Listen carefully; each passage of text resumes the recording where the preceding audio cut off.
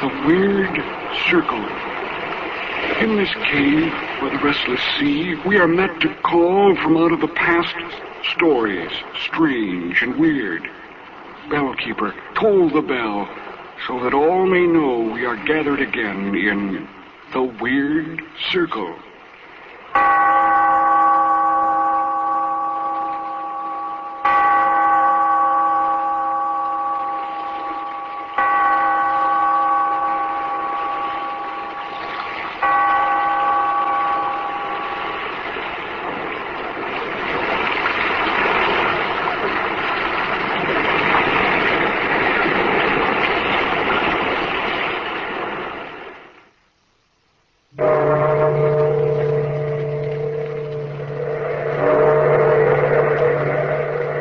Of the past, phantoms of a world gone by, speak again the immortal tale, The Bride of Death.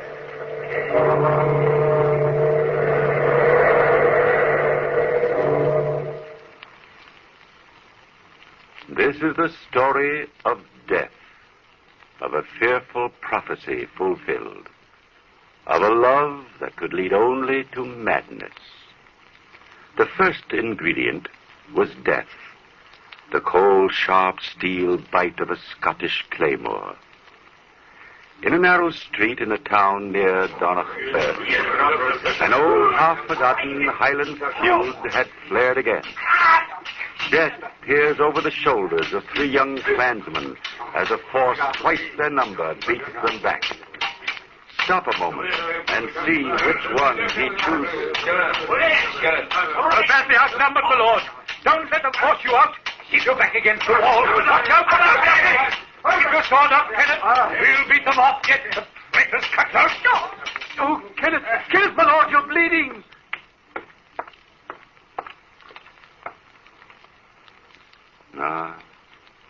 Death has chosen Kenneth, Earl of Dunbar, oldest son of the noble Scottish house. The shouted encouragements of his servant Bruce will not help him now. The tears of his younger brother Douglas come too late. Together these two carry the wounded man into the home of the Dominie. But the services of this holy man will not change the mind of death. Come, my son. Let us leave the brothers alone. It's the least that we can do at this moment. You've been wounded in the service of your masters. Oh, it's only a scratch, Dominie. I'd have died for either of them. Each man must do his own dying. Even Kenneth, Earl of Dunbar. I believe the younger brother called you Bruce. We shall have to tear your sleeve, Bruce, to dress your arm. I can't believe it, sir. You don't know his lordship. He won't let himself die. The clansmen who set upon you, were they from Black Donald's castle? No, they'd be the last to attack us. That feud has long been over. Derek MacDonald's daughter, Lady Margaret, is to marry young Kenneth. We were on the way to the castle for the betrothal feast. But the brothers have been away from Scotland most of their lives. The Earl of Dunbar and his bride-to-be can't have seen each other since they were children. Yes, but it was all arranged by their families years ago. He was to meet his bride for the first time. Oh, you don't know how much it counts on this happiness, Dominie. I think I do, Bruce. Did you hear the words he spoke to us before we lost consciousness? You wouldn't find that strange if you knew Kenneth, sir. A man of iron will. There was an uncanny look in his eyes as he said it. Living or dead, he said, he'd seek her out and have her for his own. Living or dead. The death knell. He's... Yes, Bruce. Your master is dead. The betrothal feast will never see its guest of honor. Why, my son, you're trembling. Suddenly, Dominie, I'm afraid. You didn't know this man. I tell you, it'll take more than death to stop Kenneth, Earl of Dunbar. Nevertheless, death was the first ingredient. It was in the mind of Lady Margaret as a girl that the fearful prophecy was planted. But even today, neither her father nor her Aunt Mary know it is there. But it was the second ingredient. It was fear. No, Father. You can't make me do it. I will not marry the Earl of Dunbar. I'll never marry anyone. Young Kenneth is not just anyone, Margaret. Please try to understand, Davok. Margaret's high-strung. She's been alone too much. And now this sudden plan of marriage to a man she's never seen. That none of us have seen. 20 years ago, you and Kenneth Dunbar played together as children. His father, once the feud was over, became my best friend. We have followed closely his career on the continent. A career of bloodshed and violence. A professional soldier. And now that he's returning to Scotland, you remember some absurd plan of the past to unite his clan and ours. You remember the Dunbar wealth. Margaret, that's not fair to your father. All of us consider the Earl of Dunbar a fine match for you in many ways. You've forgotten the stories of his fits of violence, his strange moods, his cruelty and overbearing willpower. Gossip. Gossip in your overwrought imagination, Margaret. I have never intended to force you into this marriage. Oh, Father, if you'd only... I haven't finished, Margaret. I still don't intend to force you into it. The banquet this evening was arranged to, or shall I say, bring you young people together. Let it rest at that. But of one thing I am determined. If you reject the Earl of Dunbar, young Kenneth, you shall have no other husband while I live. Thank you, Father. Thank you. The guests have already begun to arrive. The guest of honor will be here before sundown. We both have duties to perform, Margaret. Now that he's gone, come here and sit beside me. I'm sorry I acted so silly, Aunt Mary. But if you only understood how I feel... I think I do, dear. You're frightened. I am. But not of young Kenneth Dunbar. It's grandfather's prophecy, Aunt Mary, that frightens me. Nonsense. Black Donald may have been eccentric, but he couldn't foretell the future, Margaret. And then there was the story that he'd made a bargain with death for being rescued from this room. And a prophecy of some kind that no one ever knew about. And it's this superstitious nonsense that's been frightening you, Margaret? It isn't nonsense, Aunt Mary. You see, I found the prophecy. It says, the last born of Black Donald's clan shall be the bride of death. Oh, you poor child. To have been living in the shadow of that fear. And all on account of that crazy old man. The bride of death. Oh, don't look like that, Margaret. I can't imagine anyone more alive than Kenneth. You could hardly call the Earl of Dunbar a spectre bridegroom. I know, and yet, somehow I'm afraid. I'm terribly afraid. There we have two ingredients. All we have to do is to mix them. Perhaps woven together in just the right pattern, they might create a dark tapestry of madness. Twilight has fallen over the wildness of the moors, and a soft wind moans through the trees in the garden back of the castle. Lady Margaret has slipped away from her guests.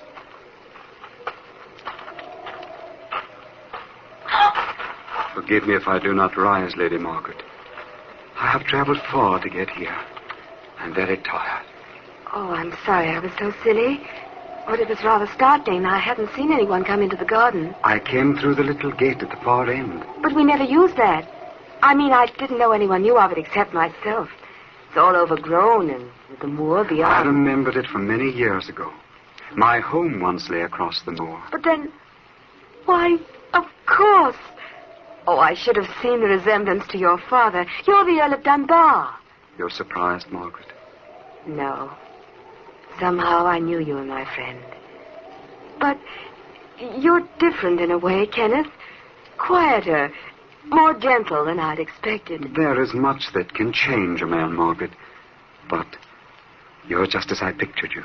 Dreamed of you through the years. Lovely, gracious. A warm heart to welcome me home. At last. Perhaps. Don't you think we'd better go in, Kenneth? Oh, you're shivering, Margaret. Are you cold? No, it isn't that, Kenneth. I just happened to think of something. Perhaps you remember my grandfather. Black Don? What Highlander doesn't? That might be he coming down the path this moment. That's my father, Kenneth. Sir Davok MacDonald. I'm afraid he's going to be angry at you for appearing like a ghost out of nowhere. His anger cannot reach me, Margaret. I'm beyond all human emotion now, except my love for you. To have found you at last, that's all that's left. I haven't time for words, but you feel it too. I know you do. Nothing can separate us, Margaret. Not even death. Welcome to Blackdonald Castle, my lord. I had almost given you up. You see, Father, Kenneth slipped in by the back way. I happened to see him here. I know, Margaret. Your servant told me I'd find you here, Kenneth. The man is strangely frightened. Bruce has had a trying day, Sir Davok. We both have. I hope you'll excuse us early. Nonsense, my boy. You'll spend the night here. Now come along. My guests are anxious to meet you. Your fame has preceded you to Cairn Nagasha. Even so, it has come too late. What's the matter, Kenneth? You're not well. You do look a trifle pale, my boy. It's nothing, Sir Davok. A recent wound. I lost a lot of blood. Margaret, please stay near me. My time is short. But time is not an ingredient, nor space. One evening may be an eternity, or it may only be a fraction of a fraction, when love awaits the tolling of the midnight bell. Oh, there you are, Davok. I've been looking for you. It's nearly midnight and the guests are expecting a toast to the Earl of Dunbar. Mary, I don't understand that young man's behavior. All evening he's avoided me. He's avoided everyone, Davok, except Margaret. I don't think his eyes have left her face all evening. It's very strange. I've an uncanny feeling he means her harm. Mary, do you think I've made a mistake? My daughter and a man we know nothing of? I've never seen Margaret look so happy, Davok, and this in spite of the fears she's carried. Clan or no clan, I've a good mind to put a stop to the whole affair. I've been too hasty. A Highlander for a son, not a pale-faced imitation, no matter how noble his family. Let no one say MacDonald gave his daughter to be the bride of a bloodless ghost of a man. The bride of death. Oh, for heaven's sake, pull yourself together, woman. Our friends are staring at you. Your daughter and the Earl of Dunbar, they're together in the courtyard now. And what of that, Wallace? His lordship has ordered his horse. He means to leave. And Sir Davok, he means to take Lady Margaret with him. What? He avoids me like the plague, then seeks to take my daughter from me without so much as by your leave? Come, Wallace. Get my sword and bring your own as well. It seems the Donalds must once again teach the house of Dunbar its manners.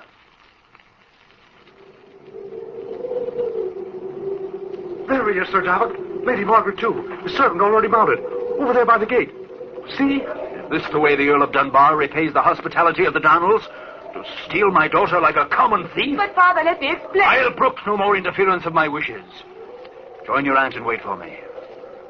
And now, sir, what have you to say? Only that I shall return and take your daughter with me. By Blackdonald, sir, that you'll never do.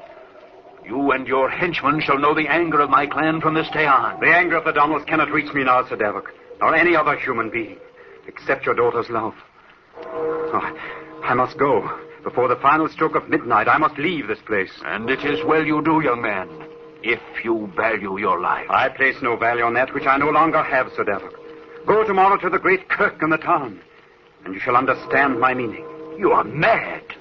The same madness that claimed your father. It is not madness that has claimed me, Sir Davok. It is death.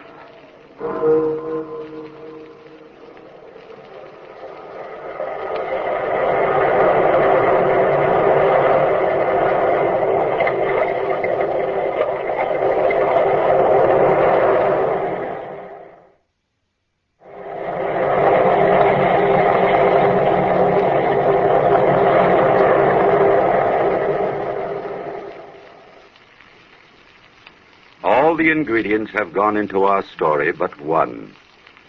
The fear in the mind of Lady Margaret is a result of Black Donald's prophecy that the last born of his line would be the bride of death.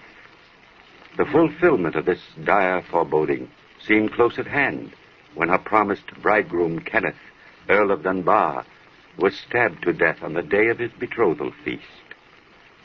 Had this been known to Margaret, his first appearance before her might have brought madness with it. Instead, it added the ingredient of love. But now Sir Davok MacDonald, Margaret's father, has added the most potent ingredient of all. His anger at his noble guest's behavior brought forth truth, always a dangerous ingredient. To Black Donald Castle, it has brought terror and the dark suspicion that the spectre bridegroom will return to claim his bride.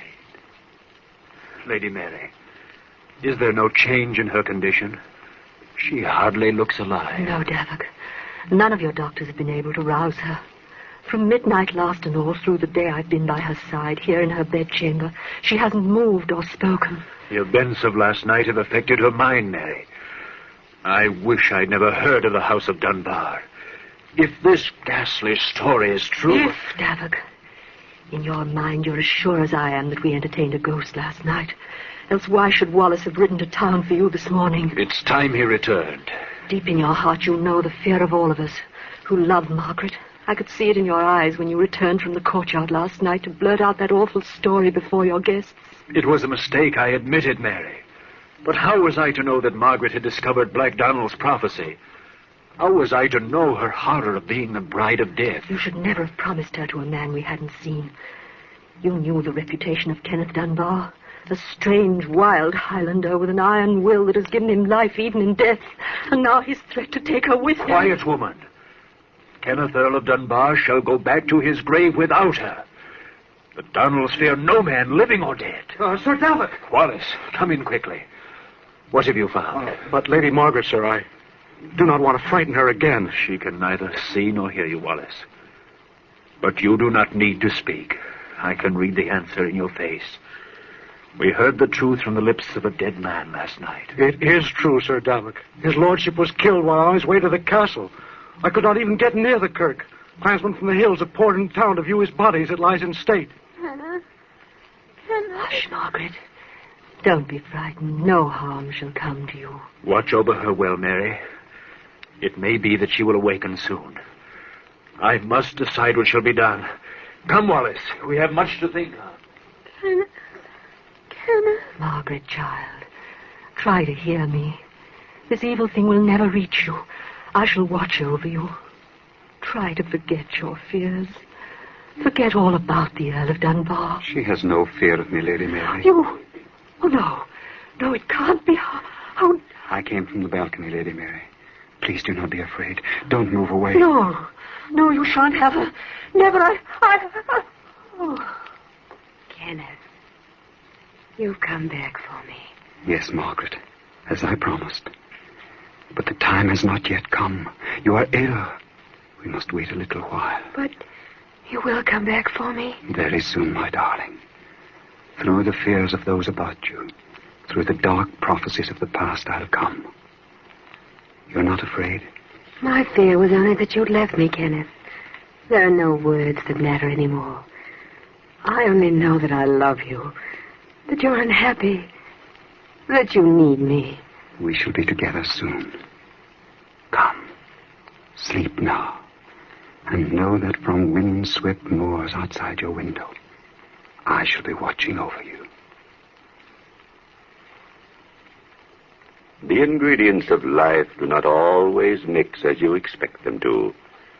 The poison of fear can often be cleared away by the potency of love.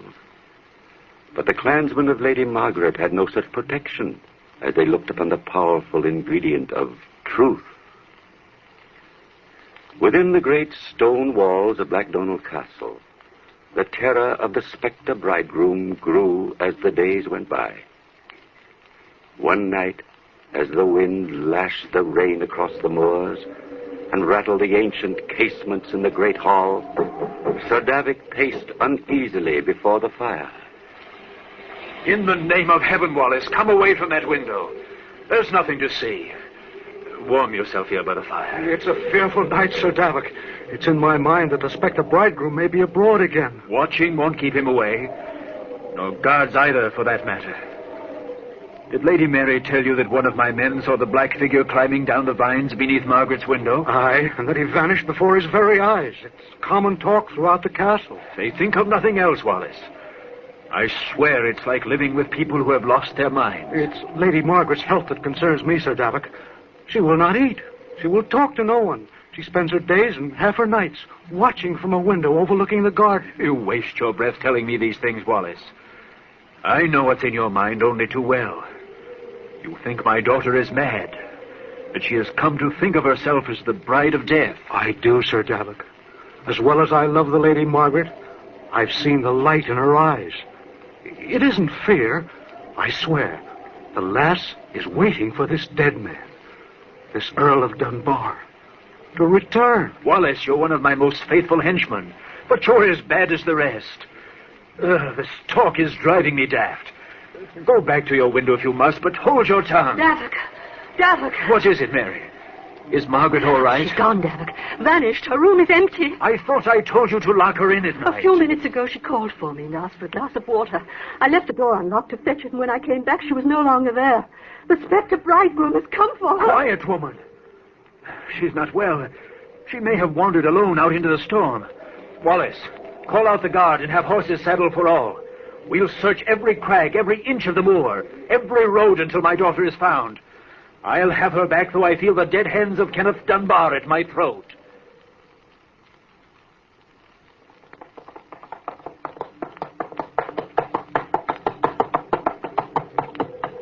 Hold, Wallace. Look yonder. You see that faint light glimmering through the rain? It's from some house, Sir Davok. Come, the men have already turned off. We must hurry. No, Wallace. That's no house. I wonder I didn't think of it before.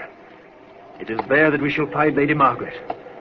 I pray we're still in time. I think we're in the neighborhood of Dunbar Castle, Sir Davok, but not near enough to see a light. True. But we're close upon the ancient chapel of the family built centuries ago. That gloomy place has been sealed as long as I can remember. No one's been near it for years. You're mistaken. Within the week, the place has been occupied. You forget that Kenneth, Earl of Dunbar, was buried there. Come, Wallace.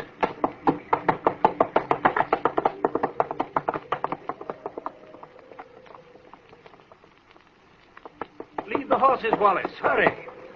I see the chapel door stands ajar. This is not to my liking, Sir Davok. If I could get the men... There's no time for that, you fool. Quickly now. Look. Up front near the altar. Lady Margaret and the dead man. And the dominie from the town kirk stands before them. His lips are moving. Perhaps he prays. All the prayers in Scotland will not bring life to that bloodless youth. We must stop this sacrilege. Follow close. Dominie, hold your blessing. You do not know the revolting blasphemy you commit. You're too late, Father. We fear your anger no longer. There's nothing you can do to separate us now. Margaret, if you think O'Donnell will stand by to see his daughter snatched from him by the hand of death... MacDonald, please. In the name of the friendship you once bore my father... There was no bargain that my daughter should be your bride in death. Sir Davok, the night of the feast I was suffering in mind and body. I could not speak the news I bore. You lie. At midnight, from your own bloodless lips, I heard... Your unjust accusation drove me to it. Although I have loved Margaret from the beginning of memory, I was ready to say farewell. Gentlemen, this is no place to fight with words or swords. If Sir Davok objects to this marriage... Objects? Dominie, this man is dead. The Earl of Dunbar has sold his soul to the devil to come back from the grave. Davok MacDonald, Earl of Dunbar, sleeps peacefully in the vault below us. His younger brother, Douglas, has just been joined in wedlock to your daughter. What? Douglas? Douglas Dunbar? I don't condone the false impression given you by the present Earl, nor do I condone the secret wooing of your daughter. But of his love, there is no doubt. And I love him, Father. Even before I knew he wasn't Kenneth, I loved him. Nothing mattered, even Black Donald's prophecy. Douglas de la Morde. That title, given by the Normans to the second sons of the House of Dunbar, has long been forgotten, Sir Davok.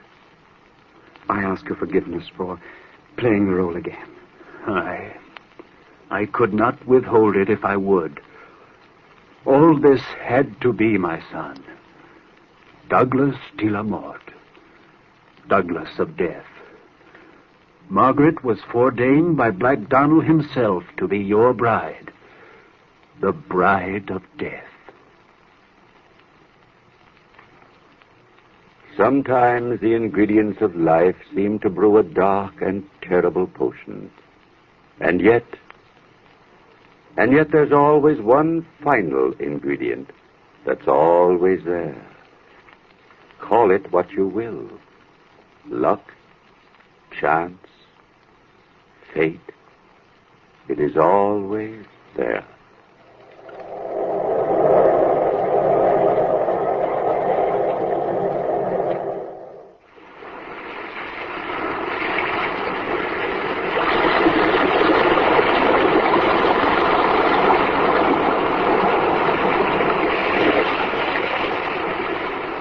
From the time-worn pages of the past, we have heard another immortal tale in The Weird Circle. Bellkeeper, toll the bell.